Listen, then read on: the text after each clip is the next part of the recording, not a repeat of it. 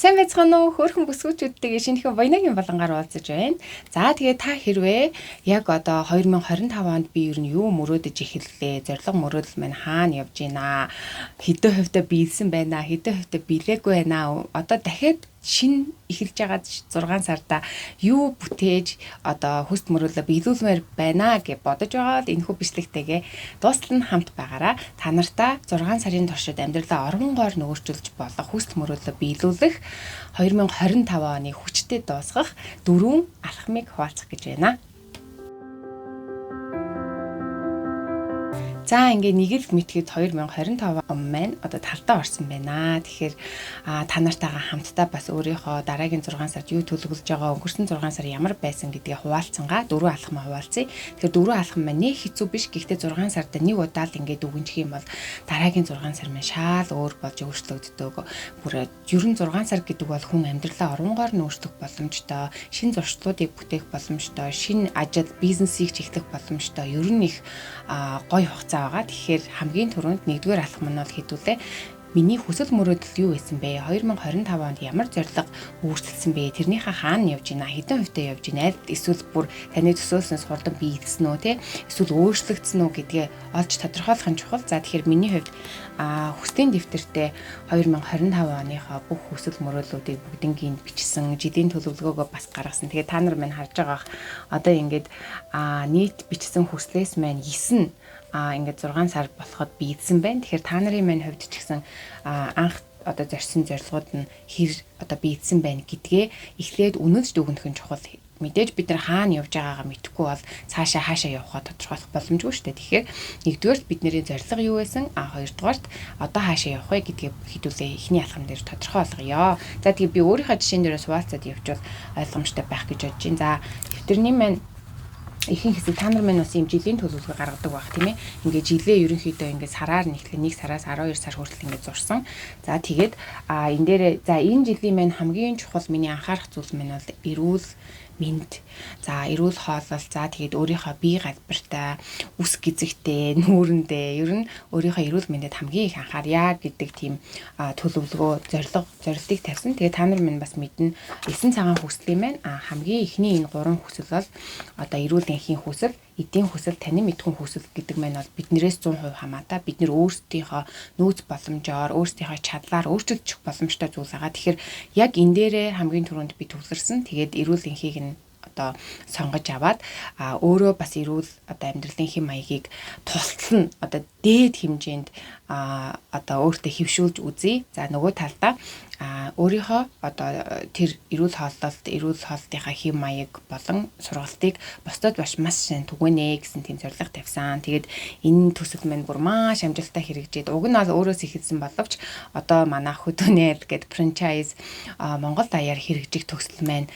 эхлээд Ховд аймагт анхны дэлгүүр маань нээгдэх гээд аймаг болгоноос хүмүүс ирээд аймаг болгоноос цагаан идэ яг органик хүнснүүд маань нэг дөр цуглараад маш гоё явж гин. Тэгээд яг энэ төсөл маань бол 100% надаас хамаатай биш, миний амьдралын хэм маягтай хамаатайгаар ер нь ингээд биелээд явж байгаа. Тэгэхээр та амьдралаа өөрчлөж байгаа бол эхлээд яг өөрөө л өөрчлөгдөх хэрэгтэй. Өөрөө өөрчлөгдсөн цагт дараа зүйлсийг нь хорвоо ертөнцид танд илүү амархан болгоод өгнө.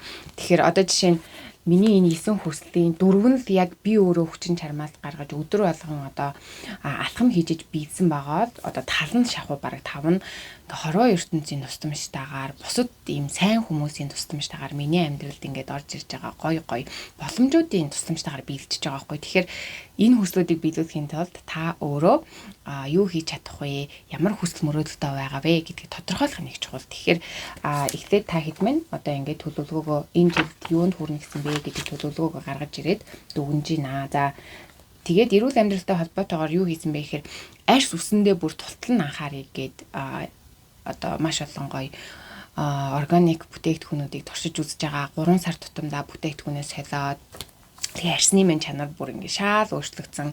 Урд нь 20 наснда огт анхаарж байгаагүй тийм байдлаар одоо 30-аад наснда арсаа анхаарсан чинь бараг миний 20-аад наснаас илүү ингээд арс маань гоё шинжлэгдээд мэдээж дотор талд нь бид нэр бие хоол боловсруулах хэрэгцээ систем хэр эрүүл байгаа вэ гэдэгтэй шууд холбоотой. Тийм учраас сая хаврын сургалтаар ангийнхантайгаа хамт цэвэрлэгээ хийхээс гадна хантайгаа цуг бас цүсний цэвэрлэгийг бүр одоо тусад нь бас хийсэн байх жишээ нь ингээд одоо дотор эрэхтэн дээр маш сайн анхаарсан учраас бас арьсан дээр гоё өөрчлөлт гарсан, үс мэн гоё ургаж эхэлсэн, үснийхээ өнгийг бас өөрчилж үтсэн, арчилгаа маска 7 хоногт 2 удаа маш сайн тавьж байгаа гэх мэтлэн өдөр тутамдаа ингээд алхам хийгээд явж байгаа.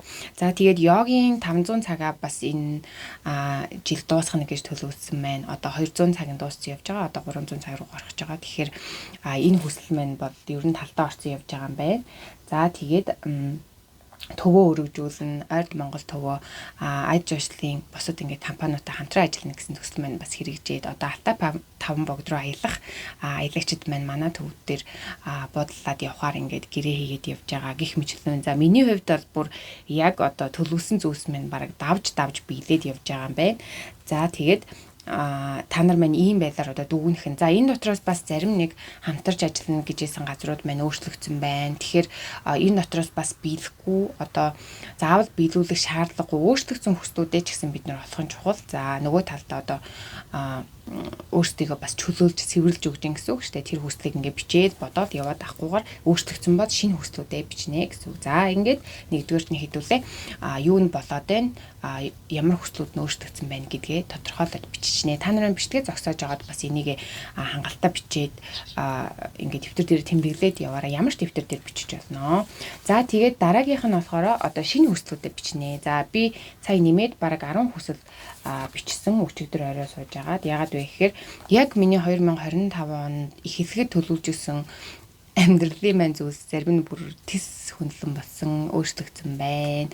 Том шийдвэрүүд гарсан байна. Бас сайн ижил гэр бүлээс хамаатай, түншүүдээс минь хамаатай бас том өөрчлөлтүүд гарсан. Тэгэхээр шинэ хүслүүдээ бас бичиж тэмдэглэхийн чухал. За миний хувьд болохоор одоо ингээд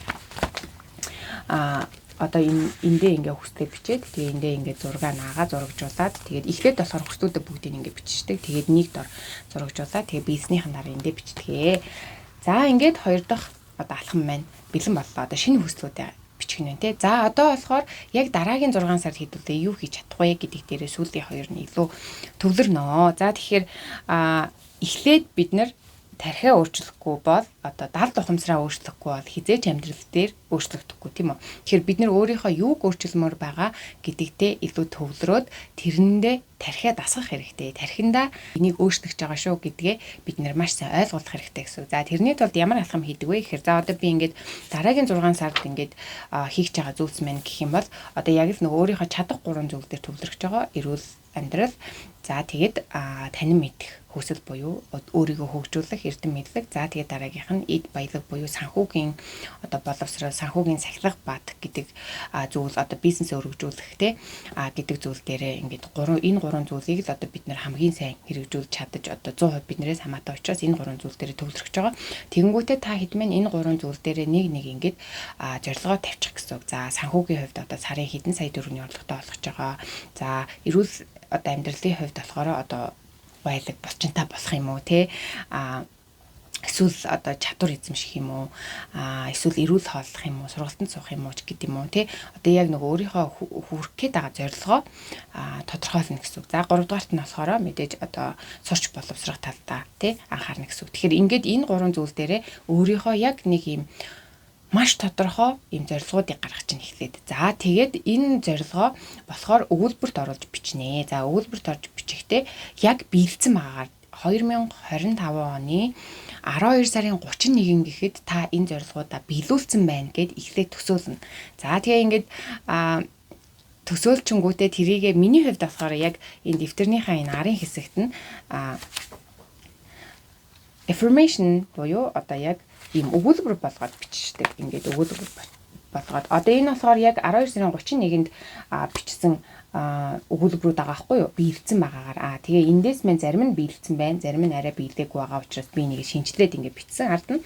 За тэгээ энэ дээрээ болохоор ингэж бичнэ гэсэн үг. Яг тодорхойгоор бичих юм бол за одоо миний жин хасгаж байгаа бол яг хүрсэн байгаа жингээ бичнэ гэсэн үг. За би одоо 70-60 кг болох ч байгаа гэж бодъё тийм ээ. Тэгэх юм бол би 60 кг жинтэй маш гуйлаг бие мэн булчингийн мас одоо ихтэй гизэнд маань одоо 6 тий ингээд хүндлэн булчин гарсан байна ч гэдэг юм уу, гарсан байна одоо гарсан байна гэдгээр ингээд өнгөрсөн цаг дээр бичин дандаа.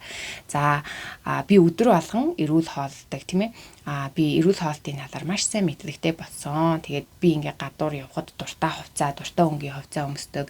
Одоо дэлгүүр хэсгэд гой хувцнууд авахд бие ингээ ямар харагдж байгаад би маш сэтгэл хангалуун байдаг. За тэгээ миний одоо энэ хэв маяг маань ханд маань эсвэл хүүхдүүд маань нөлөөлөд бид нэр гэр бүлээрээ одоо эрүүл мэнд маань маш сайжирж байна. Бүгдээрээ гоё хэвийн жинтэй болж ин ч гэдэг юм уу. Эсвэл би ингээд хашраасаа салсан байна ч гэдэг юм уу. Ийм байдлаар нөгөө хүрхэж байгаа үр дүнгээ одоо 6 сарын дараа болох үр дүнгээ өгүүлбэрт оруулаад биччихнэ. За тэгэнгүүт одоо сурж байгаа зүйл маань гэсэнтэй би одоо йогийнхоо 500 цагийн сургалтыг төгссөн байна. За би улирал тутамдаа одоо нэг газар руу аялсан байна ч гэдэг юм уу. Би яг тийм зорилго тавьсан. Тэгээ сая ингээд яг бодож исэн чинь сая 2000 одоо Бээжин явах байгаа ингээд яг 2 удаа аялсан байгаа хгүй 6 сарын дотор. Гэх мэтлээ ингээд зарим нэг зүйл яг хөө жоохон фантазны байж болно. Гэхдээ тэрэнд болохоор хорвоо ертөнд туслана гэдэгт итгээд та хамгийн гол нь бэлдсэн маар төсөөл одоо ингээд бичиж өгүүлбэрт оруулах нь хамгийн чухал. Энэ өгүүлбэрт оруулсан зүйлийгээ одоо яг энэ бичлэгийг үзснээсээ хойш 1 сарын туршид хамгийн багадаа 21 өдрийн туршид. Яг тэгэхээр 21 өдөрт бидний тарих шин зүйлийг хүлээж аваад одоо тэрийг шин стандарт болгож хүлээж авах боломжтой хугацаа гэсэн үг. Хэрвээ тэрнээс бага хугацаанд бид нэр ингээд тархиндаа хэлэх юм бол тэрийг одоо нэг хүлээж авахгүй гэсэн үг. Яг тэгэхээр бидний тархичин бас төсөөллийг бодит амьдрал дээр болж байгаа зүйлийг ялгадаг шүү дээ. Тэгэхээр бид нар гол нь төсөөллөө бодит зүйл шүү гэж тархиндаа ойлгуулсны дараанаас бидний бие дээр амьдрал дээр өөрчлөлт гарна гэсэн үг. Тэгэхээр одоо яг өнөөдрөөс эхлээд 21 өдрийн туршид яг 3-7 хоногийн туршид өглөө болгон сэрэнгүүтээ утсандаа хөрөхгүйгээр ямар нэг юм хийхгүйгээр тэ шууд энэ дэвтрээ барьж аваад одоо яг нөгөө нэг өөрийнхөө хүрх гээд байгаа үр дүнг ингээд бичсэн байгаа тэр дэвтрээ өөртөө чангаар уншина. Чангаар одоо өөртөө итгүүлнэ гэсэн үг. За миний бие маш гоёлог болсон байна. Би 60 кг жинтэй гэд тэгээд тэрийгэ хэлж байхдаа зүгээр нэг хэлэх биш өөртөө итгэлтэйгээр яг бэлдсэн юм шигээр хэрвээ би бол заримдаа ингэдэг нүдэн анж агаад нөгөө чэйжилчдэг энийг дахин хэлгээд тахаар тэгэхэд нүдэн анж агаад нөгөө төсөөлөнгөө яг бүр бодит болсон юм шиг төсөөлөнгөө хийж болно. Тэгээ ер нь бол төсөөлөх нь бас маш хурдтай нөлөөлдөг. Өглөө яг сэрэнгүүт юу ч хийгээгүй байж агаад шууд орноосоо босонгуудаа л дэвтрээ барьж аваад саяныхыг ингээд 30 өдөр уншаад маш сайн 21 өдрийн туршид өөртөө чангаар уншнаа. Чангаар унших нь бидний чихэн сонсогддог учраас чих маань бидний хоолоноос гарч байгаа зүйлийг хамгийн түрүүнд маш хурдтайгаар итгэж хүлээж авдаг. Тэгэхээр чангаар унших нь тэгээд чадвал ард нь ингээд 1 минут 2 минут ч хийсэн хамаагүй яг ингээд бүх зүйл нь болцсон байгаагаар ингээд төсөөлөд одоо яг үр дүндээ хүрсэн байгаагаар ирж байгаагаар ч юм уу тийм ээ бие мэн гойлог болсноор ч юм уу одоо тийм орлоготой болцсноор ч юм уу тийм байдлаар төсөөлнө. За дөрөвдөх алхам нь болохоор яг тэр 3 зорилгынхаа төлөө өдөр болгон 10 минутын жижиг алхам хийн. 10 минут гэдэг бол сонсгож жижиг юм шиг хэрнээ бүр ингээд яг дараалаад өдөр болгонд хасралтгүй хийх юм бол бүр ингээд амьдралыг өөрчилж болохоор танд зуршил бий болгодог. Тэгэхээр би энэ дээр болохоор 5 секундын дөрөв маш их ашигладаг. За эрүүл мэнд дээр одоо яг би баримталж байгаа зүйл нь гизэндээ ингээд болчинтай болъё гэд 2025 он зорилго тавьсан. Тэгээд өглөө болгон юу ч хийгээгүй, юу ч уугаагүй байхдаа 10 минут гидснийхаа дасгал хийж байгаа. Бүр бүх юмнаас өмнө хамгийн түрүүнд. Ягаад гэхээр өглөө л эрт хийхгүй бол дараа ингээд өдрийн тийшээ болохоор ингээд хөөхөд шуухад ажил төрөлдгөө олон юм сатараад хийж чадахгүй ингээд орхичод байгаа учраас яг өглөө 10 минут дасгал гидсний дасгал хийгээд байхад сая 6 сарын дотор гэхэд бүр гидс ингээд бүр ингээд бэлхүүс миний амьдралд байж байгаагаар нарийсан. Бараг 3 хүүхэд төрүүлэхийн өмнөх үе шиг тэгж ингэж өөрчлөгдсөн. Тэгэхээр 10 минут гэдэг бол бүр юм ид шидийн хугацаа юм шиг надад санагдаж байгаа. Тэгээ 10 минут гэж бодохоор хүн бас нэг төвхтөө ингээд бодохгүй байгаа шүү дээ, тий. Тэгэхээр та хэд маань нөгөө саяны өгүүлбэр бай уншаад төсөөлснийхаа дараа шууд одоо хамгийн түрүүнд хиймээр байгаа хэцүү зүйлээсээ эхлээд хийгээрэй. Гэхдээ тэрийг 10 минут хийн гэсэн үг. Хэрвээ одоо ямар нэгэн шинэ мэдлэг сурж байгаа бол өдрийнхээ хамгийн ихэнд гэсэн үг, тий. 10 минут хамаагүй зарцуулаад хийж болох юм. За нүрээ ч гэсэн ачлах байгаа бол хамгийн түрүүнд хийх нь байна. Гэх мэтлэн маш жижиг алхмуудыг хэрвээ эрүүл мэндэд анхаарах гэж байгаа та нар маань ийм 4 алхмыг ер нь анхаарал хэрэгжүүлээд үзээрэй. Миний хувьд яг энэ дөрвийг ингээд сүүлийн бараг ингээд 5 жил яг хэрэгжүүлж байгаа. Хоол, нойр, сэтгэл санаа, дасгал хөдөлгөөн гэдэг. За хоолн дээр болохоор ихэвчлэн өдрийн эхэндээ хамаг одоо 12 цагаас өмнө хамгийн сайн ус уухыг хичээдэг. За тэгээд өдөртөө нэг сайн хоол иддэг. Тэгээ орой болохоор ихэвчлэн одоо 100 болцсон байгаа учраас бүр илүү боломжтой болцсон байгаа зүйл нь тараг одоо айрыг илүү сайн тухтаа уугаад тэгээд болчихж байгаа. Тэгээ хүүхдүүдэд бас энийг хэрэгжүүлж байгаа.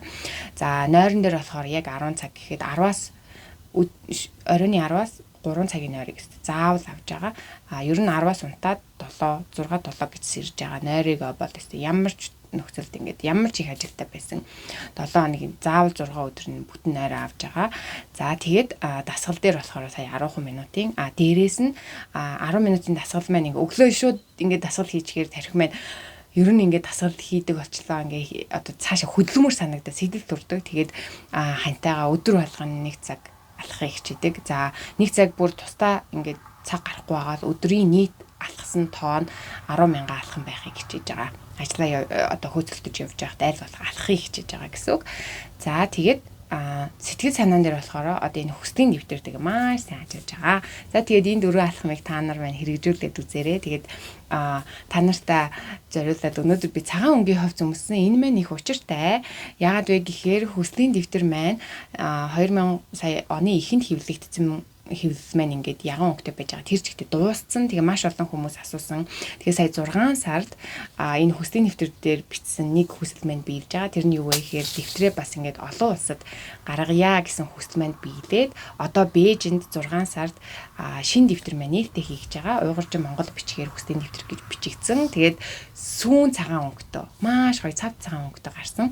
Тэгээ энэ дэвтрийн маань дээж Монголд 300 ширхэг ирсэн байгаа. Тэгэхээр та нар маань хэрвээ хүслийн дэвтрээ авч амжаагүй байх юм бол VAD Art Studio дээр очиод бас аваарай. Тэгээд та нараасаа бас хүсэх нэг хүсэлт нь болохоор саяны одоо алхмаа 4 алхмаа хийсэн бол цагаан зүрхүүлтэйгээрээ мөн яг одооноос яг одоо энэ бичлэгийг үзсний дараанаас хэрэгжүүлж эхлэх нэг алхмаа комент хэсэгт бичээрэй. Тэгснээрээ бас бусдыгаа ч гэсэн урам зориг өгөх боломжтой. За миний хувьд болохоор яг маргаашнаас эхлээд шинэ хүслүүдээ 30 өдрийн туршид яг чангаар уншина. Мөн хүслийн өрөөлөө бас тэрийг одоо хүслээ илүү хүчтэй хурдан биелүүлэхийн тулд хүслийн өрөөлөө бас 30 хоног дахиад сонсъё гэж бодож байна. За тэгээд та нартайгаа дараа дараагийн мэдгээр үзье. Тэр баяртай.